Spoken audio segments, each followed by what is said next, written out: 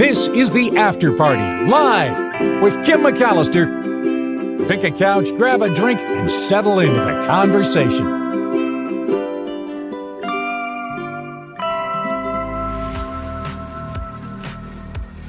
Hey everybody, it is the After Party live on this Wednesday, and I'm going to try something a little bit new today. I've even created a little slide for it. It's going to be, and it might not be this every week, but I just thought I'd give it a whirl. That's right, Waterfall Wednesday. We'll try. We'll see how it goes. You guys can tell me if you like it. If you vote for no more Waterfall Wednesday, that's totally fine, but we'll see how it goes. Thank you for being here on the After Party. Great Mark Thompson show. Loved having an extra Michael Schur appearance this week. John Rothman, always awesome. And it is going to be another good show tomorrow with David Katz on the Mark Thompson show. Then the After Party live, followed by tomorrow, and set your alarms because it seems like a lot of people have noted in the chat the following day that they've forgotten that Nikki Maduro's weekly show is now Thursdays at 5 p.m. Live at 5, cocktails, mocktails, and politics, and it's a really fun time. So please join us for that. And again, today we have a little Waterfall Wednesday. I'm kind of excited. A little something new, kind of shaking it up a little bit. Huge thank you again, right off the bat with West Theory and your $5 super sticker. So appreciated. You know, you think $5 isn't very much, but it really adds up. Every dollar helps keep this show going. So thank you for that. You also contribute via PayPal, and I appreciate that as well. Wes, I can't tell you how much. Thank you for that. The PayPal link is at the bottom of the show description and in the About tab. And there are some people that contribute, like Wes, to both the Mark Thompson show, this show, and even the Nikki Maduro show. So you guys are awesome, keeping us afloat, keeping us doing this thing, and I really appreciate that. There's nothing more I'd love to do than to talk politics. I saw a story of this horrible naked statue of Trump that is being carried through swing states. The picture's a little disturbing, and I decided we're going to keep it politics free. We're going to distance ourselves from the negative, and we're just going to talk about the fun stuff and the sciencey stuff. So that is where we will go. So let's do it. As a matter of fact, right now, we'll jump into it. I have the first story to present to you, this incredible picture. You find the article in SF Gate, and they've run this amazing picture taken by a nature photographer and videographer. And I'll try to say the name correctly. It's Shreenivasan Manievannan. That's the nature photographer and videographer. And Shreenivasan captured this time-lapse footage of a comet that is said to have been drifting above the San Francisco city skyline on September 27th, early in the morning. And he tried to, and did, frame it perfectly above the Golden Gate Bridge. So he positioned his camera 6 miles away at Point Bonita. And he said the heat wave made for clear skies and ideal shooting conditions. And there you go. This is a glimpse of C2023A3. They also call it Shukenshan Atlas. That's the name of this comet. And they say it has a tail. It's a shimmering comet, so it's kind of sparkly. The scientists say it emerged from the Oort cloud, which is a distant realm filled with billions of icy planetesimals, most of which are leftovers from the formation of the solar system. Now there's a chance this comet will be visible again this week or next week, around October 12th. Here in California, we'll likely be able to spot this one around sunset using binoculars. As October rolls on, it'll be higher and higher in the sky and moving away from us. So it's going to be a little bit fainter, but you should still be able to see it through possibly late October. This is just this dazzling comet. And I have to show you, pardon me, the video that they posted on SF Gate. that's really, really incredible. So I have it for you. It's so beautiful. The sky just looks orange, and I don't know if it's the sunrise in combination with the heat wave. It's just so, so pretty. Okay, so I'm going to share this with you.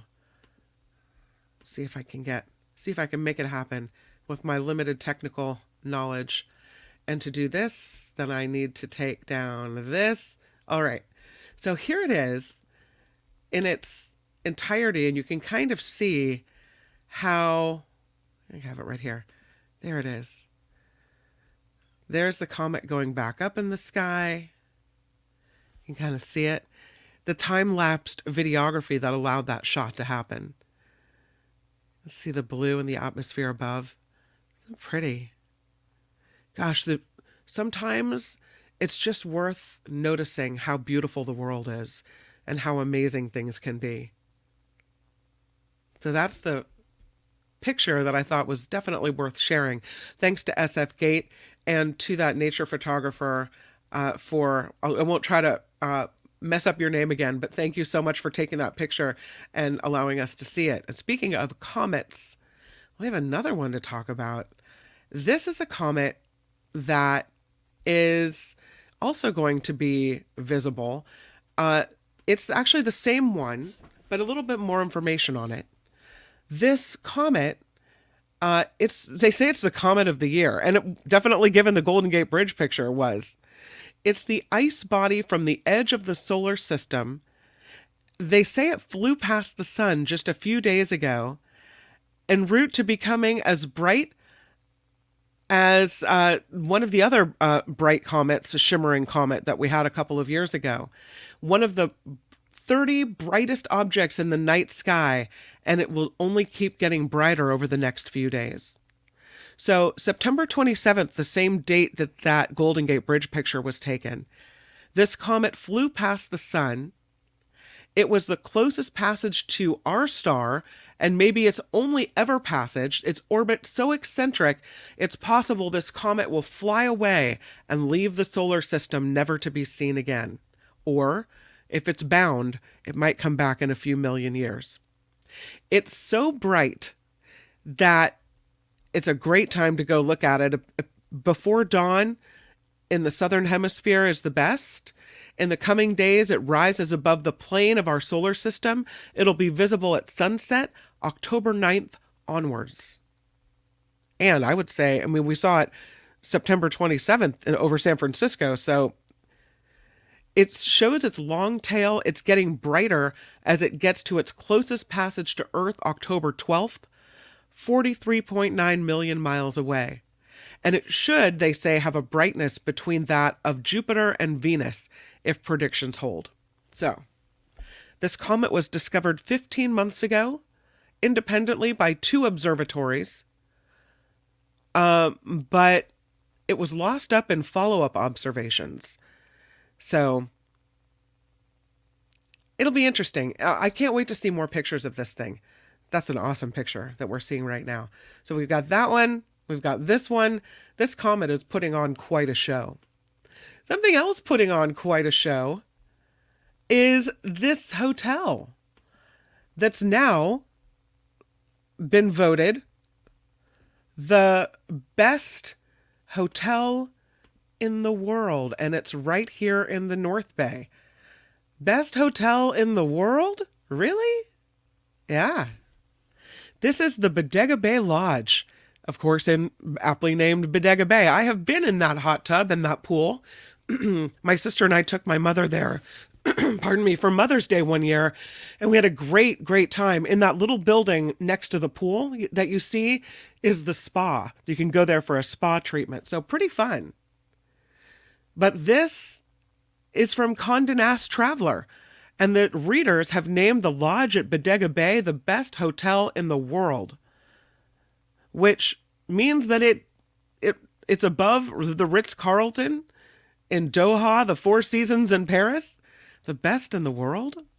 Here's some other pictures of it. This is probably, I think, one of the highlights of the Bodega Bay Lodge, because you can sit in the hot tub or in a chair by the spa or by the pool and just look out over the wetlands and the ocean beyond, and it smells salty and oceany, and it's very, very refreshing to be there. But I never thought the rooms were all that great. I mean, it's nice that you get a little fireplace and a little balcony overlooking the sea, but it's not extra special. It's nice. Best hotel in the world? All right. Something else they have here, though, is at one of their restaurants, they've done these outdoor booths, and each booth overlooking the ocean has a little fire pit, which is pretty chilly out there. Even on a day when it's warm around most of the Bay Area, it can be a little foggy and overcast out in Bodega Bay. So it can be cold, and so it's nice to have those fire pits. Pretty fun. Yeah. Best hotel in the world. Acclaim to fame, and Bodega Bay Lodge says they are honored and thrilled to announce they have been voted the #1 hotel in the world 2024 Condé Nast Traveler Reader's Choice Award. They say, "We are so grateful to all who voted for our independent, family-owned hotel, and we hope that you will join us in celebrating this exciting achievement." So they're on Instagram. They're excited. 3 other California hotels made the cut in the top 50. Claremont in Berkeley is at number 23. The Colony Palms Hotel is at number 7. And Herman Bungalows at number 3. Both of those are in Palm Springs. So this hotel, the Bodega Bay Lodge, just off Highway 1, as you approach the community of Bodega Bay, they only have 83 guest rooms and suites. They have that heated pool and infinity hot tub. They have an amazing restaurant. They have 2 restaurants, actually. It's about an hour and a half from San Francisco. Maybe about a half an hour from where I am. The rooms start at $339 before taxes, but usually they're a lot more than that. Depends on what time of year you're trying to book. People love to go out here and just hang out by the sea. There are whale watching tours. There's wine tasting in this region. So, pretty fun. Bodega Bay Lodge. Kind of proud that it's right here. Well done. It is a nice place, I'll say that. Let's talk about the Japanese culture for a moment. I saw this story, which I thought was interesting. There's a new study, a DNA-related study, that surprised scientists. This, by the way, is a mask. An emishi chief is what is depicted here on this mask. And the emishi play into the study. The scientists here in Japan study the genomes of more than 3,000 people across Japan. And they have discovered that there are 3 ancestral groups that can be traced into the genetic lineage of Japan's population. They thought there were only 2. Here comes a 3rd. They did the genome sequencing, whole genome sequencing of 3,200 people across Japan. And they identified significant genetic variations and ties to Northeast Asia, particularly the Amishi people. The study was done by the Riken Center for Integrative Medical Science. It's published in the journal Science Advances. And what the hope is that it could pave the way for precision medicine. If you know someone's genes, gene type, possible diseases that afflict a particular genetic set, that you could pinpoint your medicine more carefully. So this 3rd group has ties to Northeast Asia, the so-called Amishi people, which, according to scientists, lends credence to a tripartite origin, which was first just really discussed a couple of years ago. Maybe in Japan, they're not as genetically homogeneous as people think. The analysis reveals Japan's subpopulation structure on a fine scale is classified according to geographical locations around that country. The scientists kind of exploited the link between genes and certain diseases. They combined DNA information obtained with relative clinical data, including disease diagnoses, test results, and information on family history. And they collated all of this into this big database called the Japanese Encyclopedia of Whole Genome Exome Sequencing Library, JEWEL. And of particular interest, two rare gene variants traced back to specific ancestral populations, which they say could be informative in revealing the fine-scale migration patterns within Japan. And they were right. So the most dominant of ancestry is the Jomon ancestry. That is in the southern subtropical shores of Okinawa, 28.5% of samples. The lowest in the west, 13.4% of samples, were Joan. People living in western Japan were more genetically affiliated with the Han Chinese people, which is most likely associated with the influx of migrants from East Asia between the years 250 and 794. Emishi ancestry is most common in the northeastern Japan area, decreasing into the west of the country. So, kind of interesting the way they were able to look at that and how people are still separated by genetics based on where they are regionally in Japan. So that's the Emishi. Here's some cultural artifacts from the Jolan. I think I'm saying that right. Yeah. Jomon ancestry. Interesting how that works out. I have a wacky little story today. We've seen this kind of thing before when you talk about people trying to skirt the HOV lane rules. Some people have a dummy they try to pass off as a real passenger. This person didn't even go that far. They got caught using a plaid shirt as a passenger in the vehicle. This is in Washington State, where a trooper stopped a driver in the HOV lane when their passenger turned out to be the seat back dressed in a plaid shirt.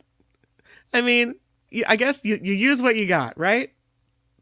The Washington State Patrol said the driver was stopped during the morning commute earlier this week in Renton on Highway 405. The driver dressed the passenger seat in this large plaid shirt in an apparent attempt, according to police, to make it seem like they had another person so they could be using the carpool lane. The Washington troopers remind you, a seat dressed like a human still does not count for an HOV passenger. No. Nope. The last time this happened, October of 2023 in Washington, also Renton, when a driver tried to use a creepy clown dummy around Halloween as an extra passenger. It's not cheap. $186 fine, extra $200 if the driver is found to be attempting to disguise a doll or a dummy. So I don't know if this counts. I don't think it's a doll or dummy. Maybe you could say it looks like a dummy. I don't know. Look, they even buttoned up the shirt on the seat and everything. No wig, though. They could have put a wig on the top, although they would have probably gotten more of a fine if they had.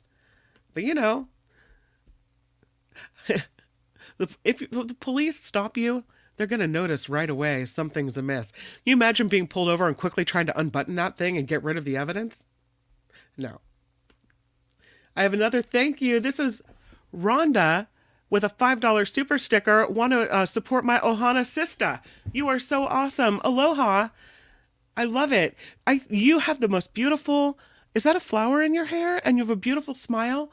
And I think you're in Hawaii because I noticed that you commented the other day that you had gone to school. Was it Waianae?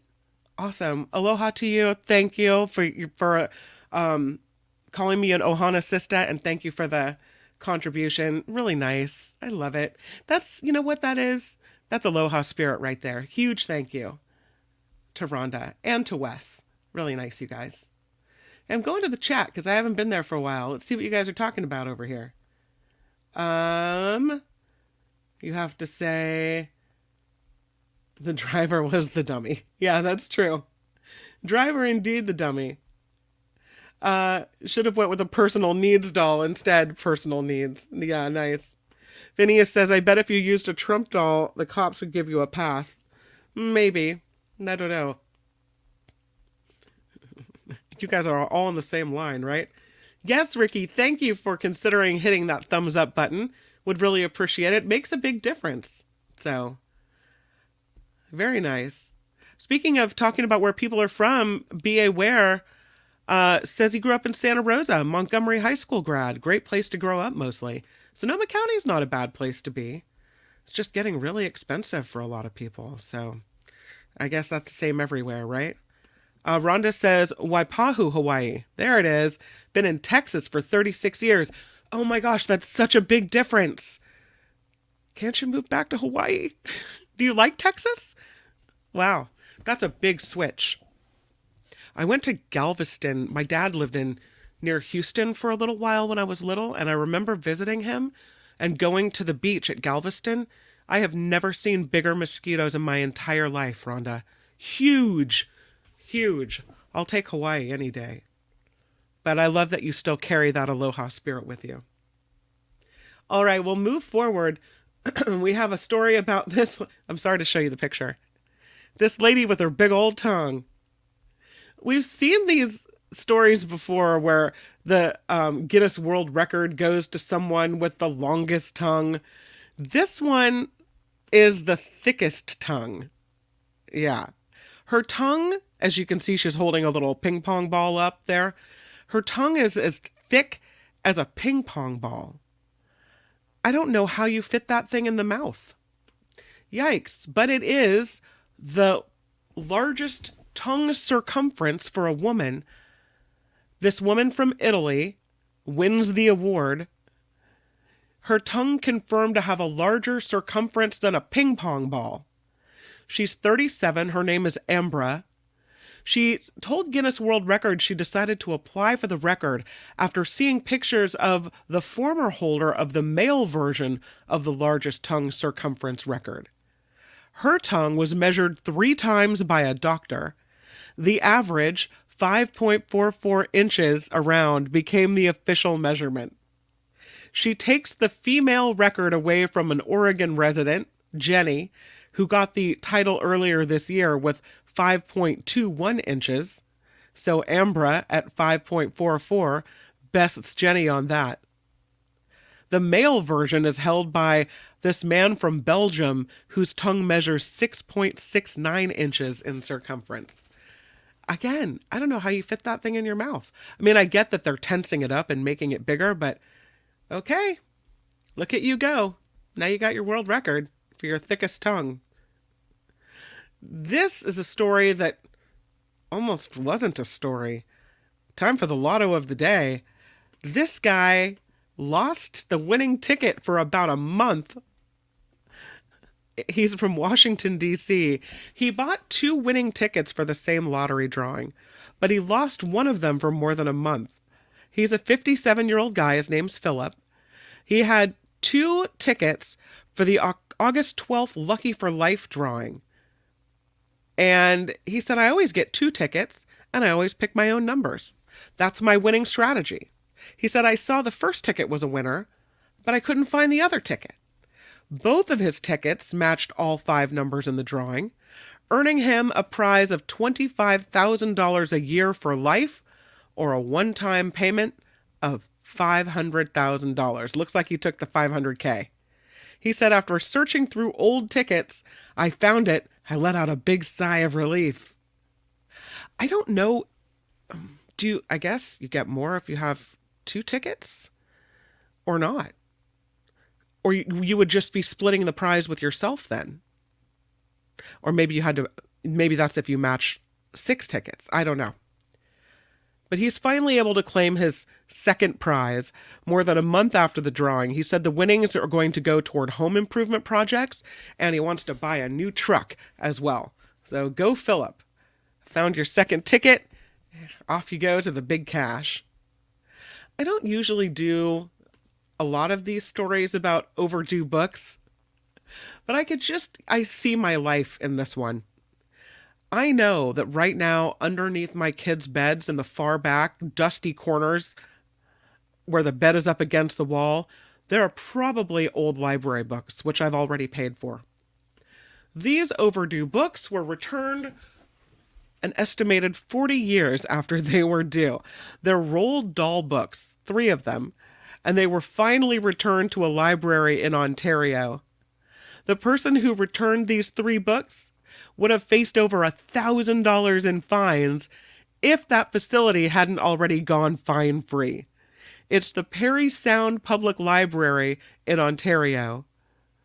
The Charlie and the Chocolate Factory, Charlie and the Great Glass Elevator, and the BFG all returned, but those books had already been removed from the system. They've been gone so long. They're classics. You could still rent those guys out. But the librarians had to look at publishing dates to estimate how long overdue they really were, and they think it's about 40 years. The librarian said to the person bringing the books back, we don't charge fines anymore. If we did, a person would have owed about $1,055.49 for returning these books. But she said better late than never. And here they go back again. Imagine finding those. Like, oh my God, really? Come on. Something I splurged on when both of my kids were born, where I actually had a big income back then, not big, but enough, is saving their cord blood. I did that. I set it up so that at the time of birth, their cord blood would be saved, kind of as an insurance policy, health-wise. If something ever happened and we ever needed it, or someone in our family ever needed it, we'd have some type of stem cell cord blood genetically maybe matching sample that could help. There's a study about cord blood that just came out that I thought was pretty interesting, and it shows that cord blood therapy benefits patients of all races equally. That blood cancer patients of all races who got cord blood transplants are now living longer, and it makes me really glad I saved that. Oncologists did this study at the University of Virginia Health, and it showed that previously there was a survival gap for transplant recipients, and that has been eliminated. That the outcomes for cord blood transplants are improving for patients of all racial and ethnic backgrounds. They looked at 2,600 patients with blood cancer who got umbilical cord blood transplants between 2007 and 17. They were Black, they were Asian, they were Hispanic, they were white, and they all survived equally well. Cases of graft versus host disease, a complication of cord blood transplantation that can lead to organ damage and severe infections, was, they say, more common in Black children. The cord blood cells restore the patient's ability to make blood cells after such cancer treatments as high-dose chemotherapy. And though they're becoming less common in the United States, researchers say cord blood remains a vital lifeline for many patients because it doesn't need to be precisely matched to the recipient. It is especially helpful for patients from racial or ethnic minority groups who often struggle to find a fully matched unrelated donor. But they say they found race was less important than the total number of cord blood cells that were transplanted. The more the better, they said.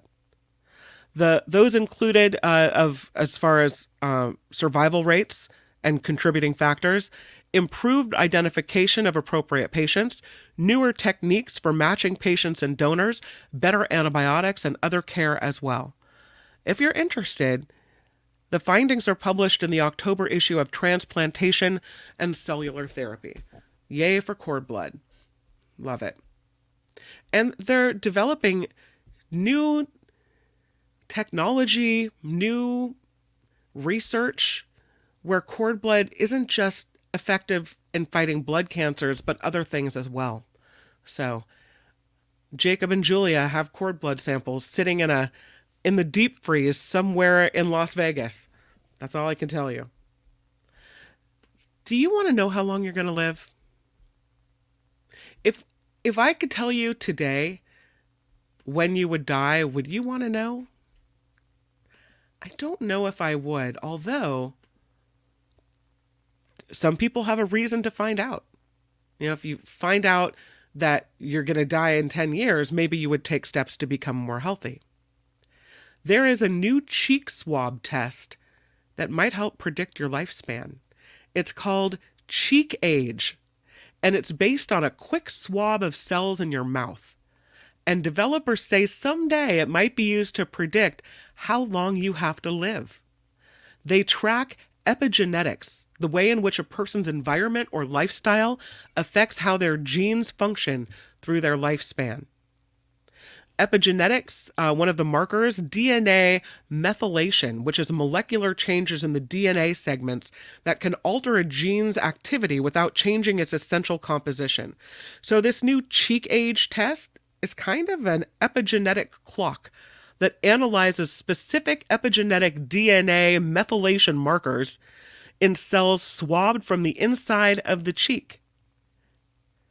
The patterns of methylation appear to be associated with your expected lifespan. This New York company called Tally Health is developing this test. So, why do we want to know how long we're going to live? By the way, this study on this is published in the journal Frontiers in Aging. It was funded by Tally Health and the Wellcome Trust. And it was based on data from Lothian birth cohorts at the University of Edinburgh. They've been tracking lifestyles, genetics, and health for more than 1,500 Scottish people born between 1921 and 36. Those folks have undergone DNA methylation testing once every 3 years. More than 450 separate methylation sites on their genomes were tested.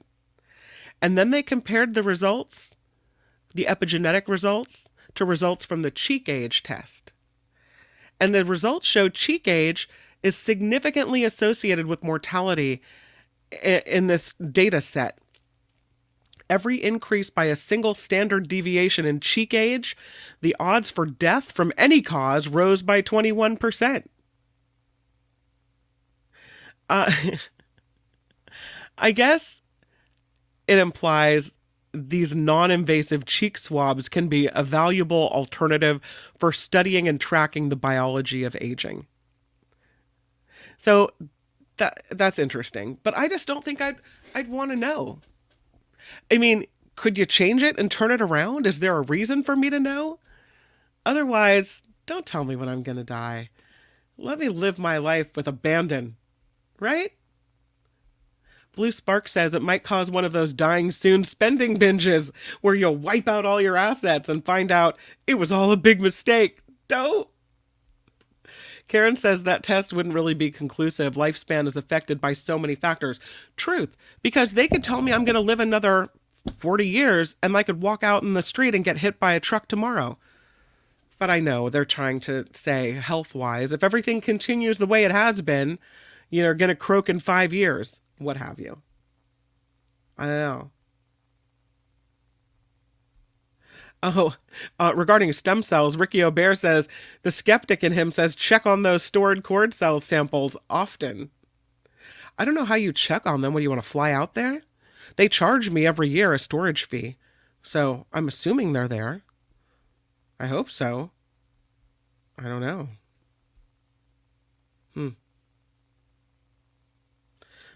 Be aware, talking a little politics here. That's interesting. Looks like maybe there's something to discuss. Are you talking about the dossier of evidence? Yeah, there is some new evidence. The special counsel has given the fullest picture yet as of the 2020 election case against Trump. It's a 165-page weaving together of witness testimony and never before disclosed evidence in the election subversion case. So, if you're interested, the story is front and center on CNN. I'll definitely be taking a look at that. Yeah. Yikes. Maybe that's the October surprise. I have to dig in and find out what's in there. Long lifers, says Cameo, might get hit by a bus before their time. Yes, you make the point as well. You get the strangest science stuff. It just pops up. I don't know. Mountain bike fan says, I'd be worried I would do things that I shouldn't do. Yikes. Oh, I'm sorry to hear it, Ms. Organic. My brother-in-law's BFF, best friend forever, passed from a motorcycle accident last week. That's so sad. I'm sorry about that. Liz says, I don't want to know. It would bother me. What happens if it doesn't happen in the time frame they predict?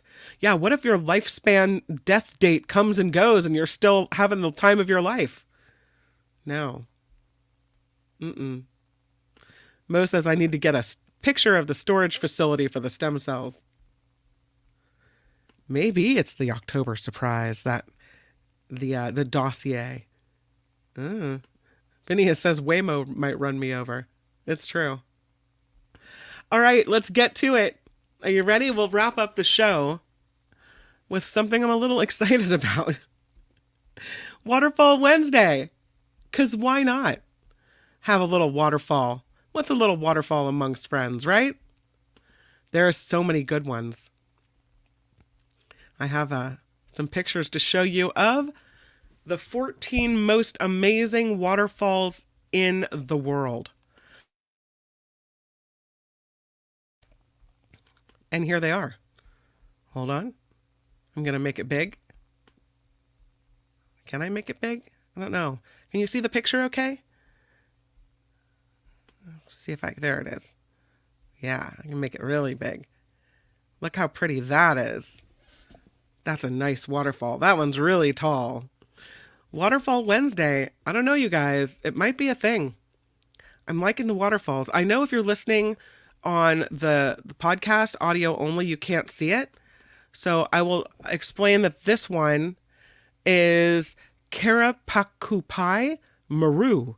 It is in Venezuela, renamed from Angel Falls in 2018. This is widely considered to be the tallest waterfall in the world, plunging an incredible 3,212 feet over the edge of Ollantaytambo Mountain in Venezuela. In the indigenous Pemon language, the name means waterfall of the deepest place. It is so tall, much of the falling water evaporates or dissipates as a fine mist before it reaches the ground. It is located near the southeastern border of Guyana and Brazil. It's part of the Canaima National Park, and it is a UNESCO World Heritage Site. That is a tall waterfall. Very, very beautiful. For the next one, we go to, see if I can't go back, South Africa. Here it is. It's kind of annoying, but it's a little easier than trying to download all the pictures. Look at that. That's pretty beautiful. This is Tugela Falls in South Africa. It looks like a waterfall on a mesa with kind of some green shrubbery in the foreground. It's beautiful. Another contender for the top spot as the tallest waterfall in the world, Tugela Falls in South Africa, a reported height of 3,110 feet. Some controversy about Angel Falls' position as the tallest, but based on potential measurement inaccuracies, either one of these could hold the world's tallest title. It has 5 tiered drops falling from the top of the amphitheater in the Drakensberg Mountains. The seasonal waterfall, fed by the Tugela River, can completely dry up during the summer. Okay, this next one is really something to see. Wow. It's called Blood Falls, and it's in Antarctica. Look at that. Yikes. Looks like something really bad happened there. Against the white backdrop of snow, this waterfall looks bright red. Blood Falls gets its name from its vivid red color, partially the result of heavily salted seawater tainted with iron oxide. It turns red when it sporadically hits the air. In a 2017 study, researchers discovered Blood Falls' water source under Taylor Glacier. Scientists think the briny water may have been trapped there for more than 1 million years. Wow.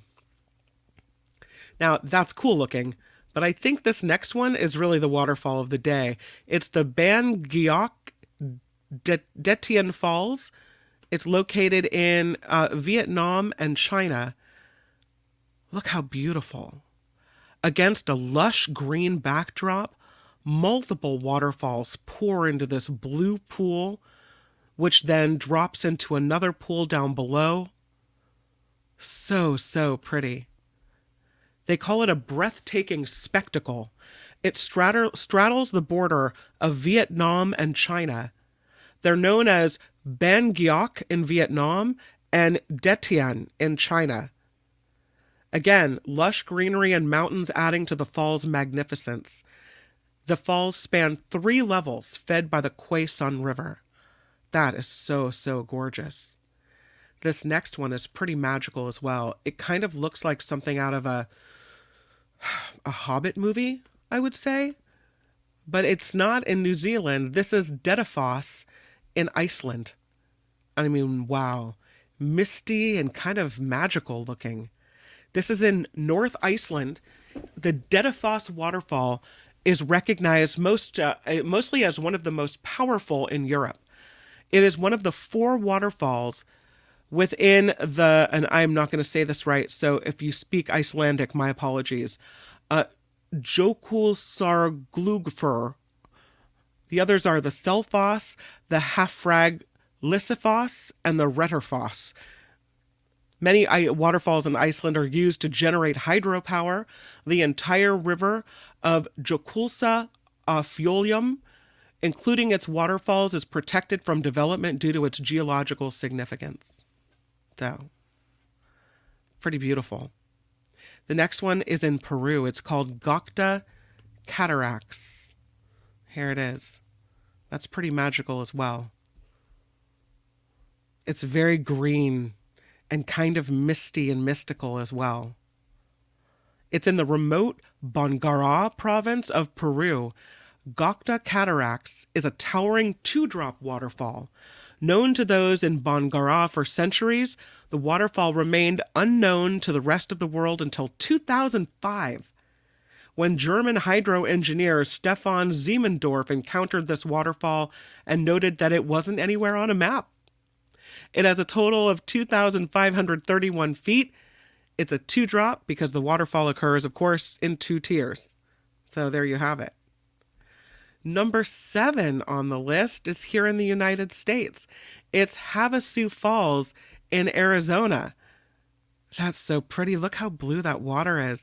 If you're listening, it's a red, canyony kind of backdrop with this waterfall rushing into a light turquoise, light blue colored pool down below. Yeah, majestic red rocks pooling into milky turquoise water. One of the most photographed waterfalls in the world. It's located on Havasupai land deep within the Grand Canyon National Park. The waters eventually converge with the mighty Colorado River. Wow, it sure is pretty. This one we've seen and we know about this. This is Iguazu Falls, which spans Argentina and Brazil. That's incredible. It's almost like as breathtaking and as grand as Niagara Falls. Just wow. So pretty. It's at the border of Argentina and Brazil. Iguazu Falls, a remarkable cataract waterfall, also used as a synonym for waterfall. A cataract waterfall is extremely powerful and it involves a large amount of falling water. This is within the Iguazu National Park, which is a UNESCO World Heritage Site, surrounded by a subtropical rainforest teeming with plants and wildlife. It spans a width of 9,500 feet, has a vertical drop of 269 feet. It's fed by the Iguazu River. Impacted by seasonal changes in the river, the falls become smaller during the dry season and, of course, increase during the rainy season. But that's so beautiful. The next one is the Jog Falls, and this is in India. Another beautiful shot. Who's that guy living in that house right above the waterfall? Look up there. There's a little house up there. In this lush, green, mountainous area, how many waterfalls do you count? 1, 2, 3, 4, 5, 6, 7. 7 streams of water pouring from the mountain into pools down below. The Jog Falls in India, one of India's tallest waterfalls, 829 feet tall, 1,900 feet wide, made of 4 distinct segmented falls. Jog Falls is at its maximum water flow during monsoon season in the summer. It's fed by the Shreenivasan River, and that's impacted by a dam a little bit down the way, which diverts water for hydroelectric power. The next one is in Guyana. Here it is. It's the Comet Falls in Guyana. See if I can make the picture bigger for you. Look how pretty that is. Wow. Gorgeous. Again, with greenery all around, but this one has a cave behind it as the water pours off the top of a ridge down below into this misty explosion. Beautiful. Vertical height of 741 feet, a peak volume of 23,400 cubic feet per second. This is a powerful waterfall. It flows from the Potaro River. It's a single drop waterfall, more than 4 times the height of Niagara Falls. It's located in the Comet National Park in Guyana, with a lush tropical landscape surrounding the falls, unique wildlife here like the golden rocket frog, which is endemic to that region. And we're going back to Iceland. No waterfall this time, but we do get a really cool rainbow. Check this out. Look how pretty that is. See that little rainbow right above? Beautiful. This is one of the most breathtaking sights in the world, Gullfoss in Iceland, located in the canyon of the Hvida River in the waterfall-rich nation of Iceland. One of the most mesmerizing aspects of Gullfoss happens as you first approach the falls because the crevice is obscured from view, so it gives the appearance that a river just vanishes into the earth. Wow. Well, no Waterfall Wednesday is complete without a trip to Niagara Falls, which straddles the border of Ontario and New York. I've never been here, but always wanted to go. Beautiful. This is the most powerful and most famous waterfall in North America. Niagara Falls pours more than 6 million cubic feet of water over its crestline every minute during high flow. Of course, it's on the border between the state of New York and the province of Ontario, Canada. Hydroelectric power, very important. The falls for both countries as well. Often a site for daredevils. That hasn't worked out so well for people who have plummeted over the falls in a variety of ways. The first person to successfully do it was Annie Edson Taylor in 1901, who became the first person to successfully navigate going over the falls in a barrel. I still don't know exactly why you would do that, but hey, more power to you. There are great tours. You can actually walk underneath the waterfall and see it from behind in one of these long hallways. I've seen video of that. Beautiful. 13 on the list is in Croatia. Look at that. They don't look so high, but they do look so vast. This is Plitvice Falls in Croatia, in the Plitvice Lakes National Park, also a UNESCO World Heritage Site. Oops, let me get that picture centered a little better for you guys. Is that better? Yeah, there you go. That's really pretty. This is home to numerous cascading waterfalls. Water seems to flow from every ledge and every crevice, gathering in crystal clear lakes along the way. The lakes and the falls are separated by natural dams of travertine, a type of limestone, formed from mineral springs deposited and built by the action of living things, moss, algae, bacteria. This is beautiful. It looks like paradise there. Almost over. Last one, or the second to last one on the list, is Victoria Falls. Wow.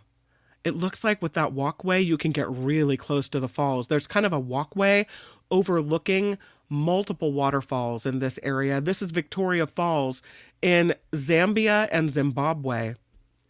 It's sitting on the precipice between these two countries on the Zambezi River. Victoria Falls, the largest sheet of falling water in the world. This location, one of 7 natural wonders of the world and a UNESCO World Heritage Site as well. Victoria Falls is 344 feet tall, 6,400 feet in width, and the sprays that come off of this immense waterfall can be seen 30 miles away. The humid sprays have effectively created a rainforest filled with dense vegetation and plant life that's really rare to this area. Oh, that is the last one. So that's it. Waterfall Wednesday. Did we like it? What do you think? I mean, I don't know if we're going to be able to do it every Wednesday, but the first Waterfall Wednesday wasn't so bad. You know. And I'll take your pictures of waterfalls. Sometimes maybe we'll only showcase one waterfall. I don't know. What do you think? Yeah. Oh, Josh says the problem with Niagara is how it developed and the tourism there. Yeah. Gordon says if you go over those falls in a barrel, you got to wear your helmet and your football pads. Absolutely. Do we like Waterfall Wednesday? I don't know. Malasada Friday, I'm down for that. I missed the Malasadas. Rainbow Falls and Hilo. Send me your best picture of it, Karen. Kim at theafterparty.live. Kim McAllister at gmail.com. Yeah. B.A. Ware says, I liked it. Hopefully we don't run out of waterfalls. Yeah, that may mean that I don't get to do 14 or 15 on a Wednesday. It might be 1 or 2. I liked it prodigiously. Well, that's good. All right. Oh, Akaka Falls, north of Hilo. That's a good one, too. I've been there. Yeah. All right. That is Waterfall Wednesday. Taking your opinions and your waterfall pictures and your waterfall stories. So send them to me. Look at that. So cool. There we go. So tomorrow we start at 11 a.m. with the Mark Thompson Show. David Katz will be on the show. Then it is the After Party Live for Trivia Thursday, followed by the Nikki Maduro Show at 5 o'clock, cocktails, mocktails, and politics at 5 p.m. Click the notification bell on that show. Go to the Nikki Maduro Show here on YouTube. There's a little bell right next to the subscribe button. If you haven't subscribed to that show, please subscribe, please click the bell, and please join us tomorrow night at 5 p.m. But I'll see you back here on the YouTube tomorrow. Thank you for your participation. Thank you for the contributions to the show. Wes, as always, $5 super sticker. Rhonda coming in with $5. Thank you so much, and aloha to you. And I hope you guys have a really good day. Make it the very best kind of Wednesday that you can. And again, I'll see you tomorrow back here on the show. But for now, bye. The After Party Live would like to thank the following contributors and viewers like you.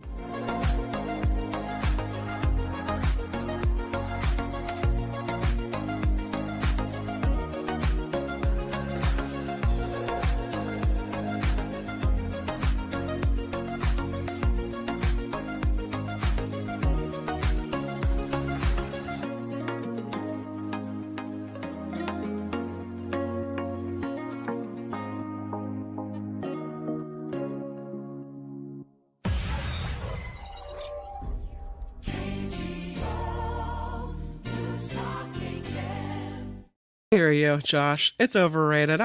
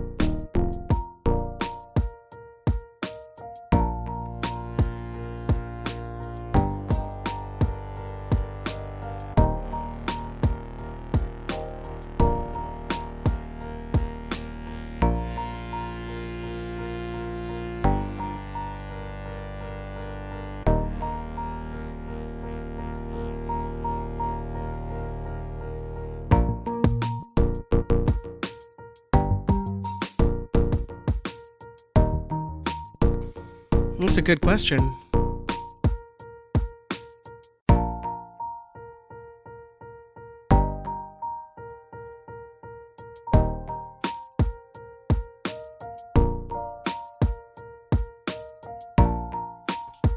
I just can't look at